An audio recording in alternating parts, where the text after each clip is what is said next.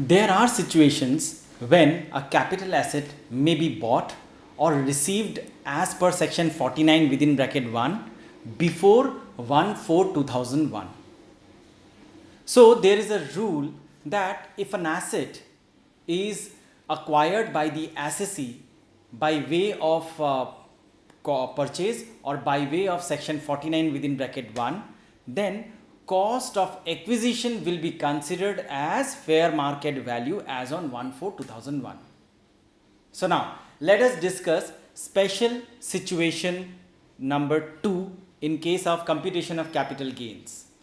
Now under special situation of calculating capital gains, this is in this situation what we are going to see is when a capital asset is bought by the assessee or received as a gift or inheritance or any other condition specified in section 49 within bracket 1, right, before 1/4/2001. So in this case, cost will be considered as fair market value which is specified as on 1/4/2001. First of all, it is entirely optional. There is no compulsion that the assessee has to follow the fair market value as on 1/4/2001. Secondly, this condition or this option is only acceptable when the fair market value as on 1/4/2001 is higher than the fair market value than the cost of acquisition. Now, third point is when in this kind of situation, depreciable asset is not considered, right? So if a depreciable asset is purchased before 1/4/2001, in that case we are not going to consider fair market value as on 1/4/2001 but the cost of acquisition, right? So वैसे भी in case of depreciable asset fair market capital gains calculate करने में हम लोग को cost of acquisition नहीं WDV काम में आता है, वो हम लोग बाद में अभी डिस्कस करेंगे, राइट? नाउ और भी एक चीज़ है, ये जो सिचुएशन है fair market value for as on 1/4/2001, we do not consider for capital assets like goodwill और ट्रेडमार्क, ठीक है? मैं एक कॉन्सेप्ट कैप्सूल बताता हूँ कि ये है क्या। मैं एक बार अच्छा से पहले बता दूँ कि ये यहाँ पे हो क्या रहा है। कोई भी कैपिटल एसेट अगर एसएससी खुद खरीदता है 1/4/2001 या उसके पहले, या फिर उसे गिफ्ट या इनहेरिटेंस या कोई भी सेक्शन जो कि 49 विद इन ब्रैकेट 1 के अंदर में बताया हुआ है कोई भी कंडीशन के हिसाब से, उस हिसाब से अगर वो रिसीव करता है, ठीक है, और वो रिसीव करता है 1/4/2001 के पहले, ठीक है, so in that case fair market value 1/4/2001 में जो बताया हुआ है वो एसेट का, उसी को हम लोग कॉस्ट ऑफ एक्विजिशन मानेंगे। लेकिन ये तभी होता है जब कॉस्ट ऑफ एक्विजिशन और फेयर मार्केट वैल्यू दोनों को कंपेयर करके देखा जाता है कि फेयर मार्केट वैल्यू जो है वो अगर हायर है तो ही हम लोग ये कंसिडर करते हैं।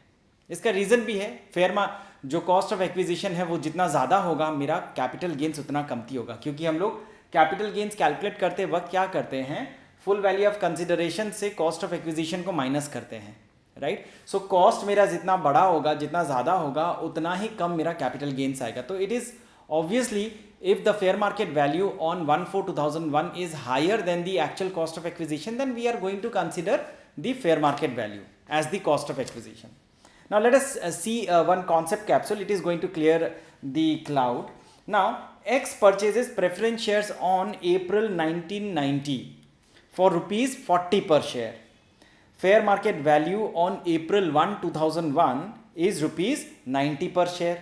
If he sells all the assets, all the shares in 2019-20 at the rate of rupees 200 per share, he has an option. यहाँ पे क्या हो रहा है, X जो है प्रेफरेंस शेयर खरीद रहा है, वो प्रेफरेंस शेयर खरीद रहा है 1990 में, ठीक है? अच्छा, वो प्रेफरेंस शेयर का फेयर मार्केट वैल्यू जो वो खरीदा था वो 40 रुपये एक शेयर में खरीदा था। नाउ 2001 अप्रैल में fair market value of the shares are 90 per share. अगर मैं इसको इस तरह से कंसीडर करता हूँ कि वो 100 शेयर्स खरीदा था, तो 1 अप्रैल 1990 में उसका टोटल कॉस्ट ऑफ एक्विजिशन जो है वो 100 इंटू 40 है, ठीक है? So it is coming to 4000, right? 100 into, sorry, yes, 100 into 40, it is coming to 4000, right? हाँ, now what is happening, इसका फेयर मार्केट वैल्यू 2001 का दिया हुआ है 90 रुपीज़. सो 90 रुपीज़ यहाँ पे हमारा फेयर मार्केट वैल्यू दिया हुआ है. अभी यहाँ पे क्या हो रहा है कि वो 2019-20 में 200 रुपये करके वो प्रेफरेंस शेयर्स को वो सेल कर रहा है मार्केट में. ठीक है. सो हम लोग यहाँ पे जब कैलकुलेट करेंगे, हम लोग क्या करते हैं, fair market value, sorry, full value of consideration कितना है, 200 रुपये करके बेचा, 100 शेयर है, तो 100 into 200 I am getting 20,000 rupees. So I am getting 20,000 rupees. इससे we are going to deduct cost of acquisition, indexed cost of acquisition. So indexed cost of acquisition कौन सा होगा, the value at which Mr. X actually have bought the shares or fair market value. Since fair market value is higher than the actual cost, तो हम लोग fair market value को ही consider करेंगे. Reason ये है कि cost of acquisition जितना ज़्यादा होगा, capital gains उतना कम होगा. And a rational assessee always wants to lower the tax liability. ठीक है. सो ऐसे सिचुएशन यहाँ पे cost of acquisition जो है, indexation जब हम लोग करेंगे, it is coming as 100 shares है इंटू 90 इंटू 289 बाई 100 करेंगे. So I will be getting 26,010 rupees. ठीक है. So full value of consideration 20,000 है और मेरा cost, index cost of acquisition 26,010 rupees है. So I am getting 6,000 rupees, right, 5,990 rupees as my long term capital gains. So ये simple situation था. ठीक है. एक बड़ा क्वेश्चन देखते हैं, अच्छा सा क्वेश्चन देखते हैं. Now find out capital gains chargeable to tax. देखिए, we have 3 kinds of asset. I have 3 kind of asset in this situation. The first one is house property, the second one is silver and the third one is diamond. ठीक है. So now the question is like that. पहले हम लोग house property का देख लेते हैं. House property का क्या क्या है. Date of acquisition for the house property is May 1989. ठीक है. डेट ऑफ ट्रांसफर, किस डेट में सेल हुआ, ये हुआ आपका April 29, 2019. Now sales consideration 15 lakh rupees में सेल हुआ. Stamp duty value 16,50,000. Now we have to see one more. यहाँ पे एक नया चीज़ आ गया, स्टैंप ड्यूटी वैल्यू. ये स्टैंप ड्यूटी वैल्यू क्या होता है, एक हाउस प्रॉपर्टी को जब भी हम लोग सेल करने जाते हैं, हमें स्टैंप ड्यूटी देना पड़ता है. और स्टैंप ड्यूटी जो पेमेंट होता है वो स्टैंप ड्यूटी वैल्यू के ऊपर पेमेंट होता है. तो अगर हाउस प्रॉपर्टी को जब हम लोग सेल कर रहे हैं, वो सेल वैल्यू और स्टैंप ड्यूटी वैल्यू अगर हाउस प्रॉपर्टी का सेल वैल्यू से ज़्यादा है, तो हमें देखना होगा क्या वो सेल वैल्यू से 105% से ज़्यादा है. अगर 105% से ज़्यादा है तो स्टैंप ड्यूटी वैल्यू को ही हम लोग फुल वैल्यू ऑफ कंसिडरेशन पकड़ेंगे. तो यहाँ पे स्टैम्प ड्यूटी वैल्यू जो है ये 105% से ज़्यादा है, क्योंकि यहाँ पे दिया हुआ है 15 लाख रुपया. ठीक है. और अगर मैं इसका 15 लाख का 105% करता हूँ तो इट इज़ कमिंग एज 15,75,000. और यहाँ पे स्टैम्प ड्यूटी वैल्यू दिया हुआ है 16,50,000. So it is more than 105% of the sale value of the house property. So I will be considering full value of consideration as 16,50,000, not 15 lakh. ठीक है. मैं बस ये अभी बता दिया.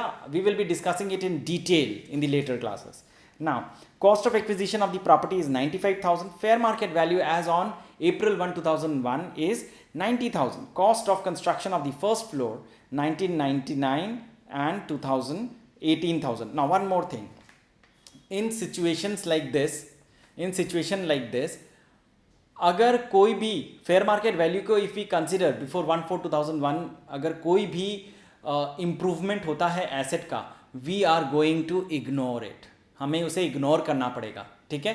सो जब फेयर मार्केट वैल्यू या फिर 1/4/2001 के पहले कोई भी एसेट में इम्प्रूवमेंट अगर होता है, we directly going to ignore it. Any improvement happens which is taking place after 1/4/2001 is considered. ठीक है. सो यहाँ पे 1999-2000 में 18,000 का इम्प्रूवमेंट कॉस्ट हुआ है हाउस प्रॉपर्टी का, which is going to be ignored later on. हम लोग देखेंगे क्वेश्चन में. Cost of construction of the second floor in 2014-15 40,000. This is going to be considered. Now so ये हाउस का हो गया. Now let us see silver का. ठीक है. Now date of acquisition of silver is May 1999. Date of transfer is June 10, 2019. Sale consideration 8 lakh. fair market value as on April 1, 2001 is 58,000. Sorry, cost of acquisition is 58,000. Fair market value is 60,000. Now let us come to the third asset, diamond. Date of acquisition is May 1, 2003. Now the moment, this is the moment of just look into the question in more detailed manner. In this part, it is told that the asset diamond is bought on May 1st, 2003, which is after 1/4/2001. So in this case, we don't have an option. We don't have an option to consider fair market value as on 1/4/2001. So the value which is given as cost of acquisition in this sum is going to be our cost of acquisition. No fair market value is adopted. So sale consideration of diamond is 8,10,000. Fair market value, cost of acquisition 70,000. Fair market value as on 1/4/2001 is 84,000. Now let us see how are we going to solve it. First of all, let us make 3 columns: house property, silver and diamond, right? So now the first thing, whether option of using fair market value available or not. For house, yes. Why? Because the property is purchased before 1/4/2001. The date of acquisition is 1989, May 20. In case of silver, again, yes, the option to adopt fair market value is available. Why? The date of acquisition is May 10, 1999, which is obviously before 1/4/2001. In case of diamond, I already have discussed with you, it is not available since the asset is acquired after April 2001. Now, so whether fair market value on April 1, 2001 is higher or not. So if we see in detail, in case of house property, the fair market value and cost of acquisition, there is a difference. The cost of acquisition is 95,000 and the fair market value is 90,000. So since the fair market value is lower than the actual cost of acquisition, we are not going to adopt the fair market value option in case of house property because the actual cost of acquisition is higher. Now, in case of silver, the cost of acquisition is 58,000 and the fair market value is 60,000. So since the fair market value is higher, we are going to consider the fair market value as our cost of acquisition. So yes. So now let us calculate the capital gains. So full value of consideration for house property is 16,50,000 since the stamp duty value is 105, more than 105% of the full value of consideration. So full value of consideration is 16,50,000 for house property. Let us discuss the house property thing first. So now we will deduct indexed cost of acquisition. So for us, indexation will be done for 95,000. ठीक है, 95,000 का indexation हम लोग करेंगे. Indexed cost of acquisition 95,000 divided by 100 into 289. सो इन ये 2001 का हम लोग कर रहे हैं. हमको पता है क्यों कर रहे हैं, मैंने नोट भी दिया है. ठीक है, यहाँ पे देखिए नोट मैंने दे दिया है कि किस लिए मैं कर रहा हूँ. यहाँ पे मैंने नोट में लिखा है कि fair market value on April 1, 2001 is less than actual cost of acquisition. ठीक है, so it should be taken as cost of acquisition. Consequently 95,000 is taken. ठीक है, so cost inflation index of 2019-20 हमें पता है 289 है. ठीक है, और 1999 या फिर 2001-2 का, मतलब 1999 का तो कॉस्ट इन्फ्लेशन इंडेक्स है ही नहीं हमारे पास, शुरू ही हुआ है वो 2001 से.